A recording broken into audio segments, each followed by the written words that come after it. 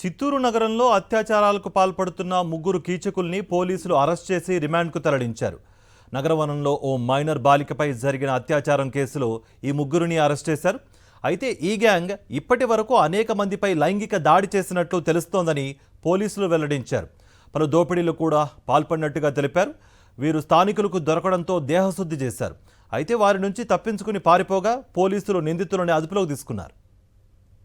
చిత్తూరు నగరంలో సంచలనం సృష్టించిన మైనర్ బాలికపై అత్యాచారం ఘటనలో ముగ్గురు నిందితులను పోలీసులు అరెస్ట్ చేసి మీడియా ముందు ప్రవేశపెట్టారు. కాలక్షేపం కోసం వచ్చే ప్రేమ జంటల్ని టార్గెట్ చేసుకుని గత కొన్నేళ్లుగా దోపిడీలు, అత్యాచారాలు చేస్తూ ఈ ముగ్గురు పైశాచికానందం పొందుతున్నట్టు పోలీసులు విచారణలో గుర్తించారు.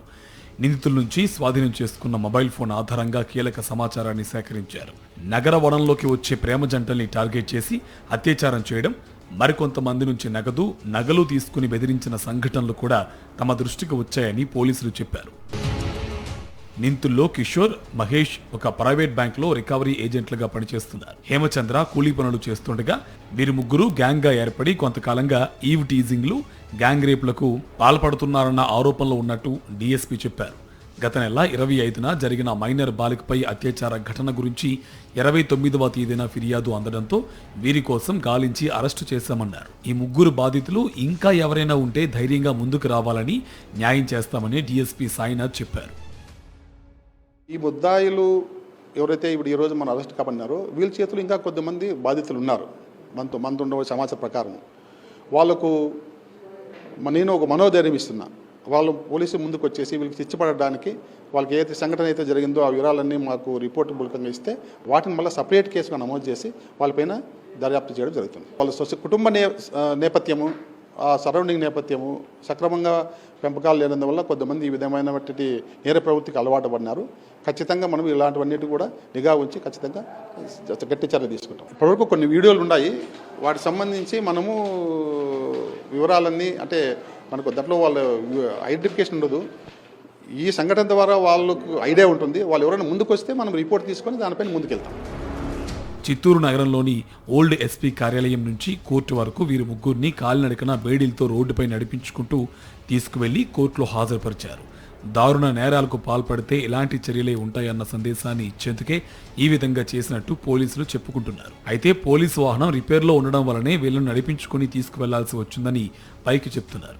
వీరిపై చిత్తూరు నుంచి మరింత సమాచారం మా కరెస్పాండెంట్ విజయమూర్తి అందిస్తారు. రాష్ట్రంలో సంచలనం సృష్టించినటువంటి చిత్తూరు మైనర్ బాలిక అత్యాచార ఘటనలో నిందితులను నడి రోడ్డు పైన నడుచుకుంటూ కోర్టుపైకి తీసుకెళ్తున్నటువంటి పరిస్థితి కనిపిస్తోంది. ప్రస్తుతం మనం చూస్తూ ఉన్నాం. ముగ్గురు మైనర్ బాలికలకు సంబంధించి అత్యాచారానికి ఒడిగట్టినటువంటి ముగ్గురు నిందితులను కోర్టుకు హాజరుపరిచేందుకు చిత్తూరు జిల్లా ఎస్పీ కార్యాలయం నుంచి వాళ్ళు నడిపించుకుంటూ కోర్టుకు తీసుకెళ్తున్నటువంటి పరిస్థితి కనిపిస్తోంది. ప్రస్తుతం మనం చూస్తూ ఉన్నాం.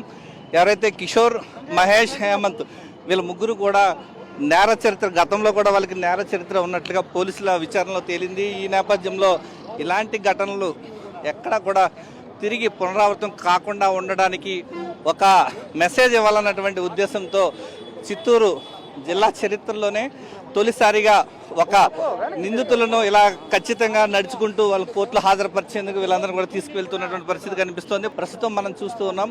చిత్తూరు నగరంలో గాంధీ రోడ్డు సర్కిల్లో కోర్టు వైపుకు వెళ్తున్నటువంటి పరిస్థితి కనిపిస్తోంది. ముగ్గురు నిందితులు ఒక మెసేజ్ అనేది, ఒక బలమైన మెసేజ్ ఇవ్వాలన్నటువంటి ఉద్దేశంతో నిందితులకు సంబంధించి, ఒక మైనర్ బాలికకు సంబంధించి అత్యంత పాశవికంగా వాళ్ళు అత్యాచారం చేశారు. సెల్ ఫోన్లో వీడియో చిత్రీకరణ చేశారు. కొంతమంది బాధితులు మాత్రమే పోలీసులు రావాలి, మీడియా ముందుకు రావాలంటూ వారు విజ్ఞప్తి కూడా చేస్తున్నటువంటి పరిస్థితి కనిపిస్తోంది. కెమెరామెన్ శ్రీకాంత్, విజయమూర్తి, సాక్షి టీవీ, చిత్తూరు నుంచి.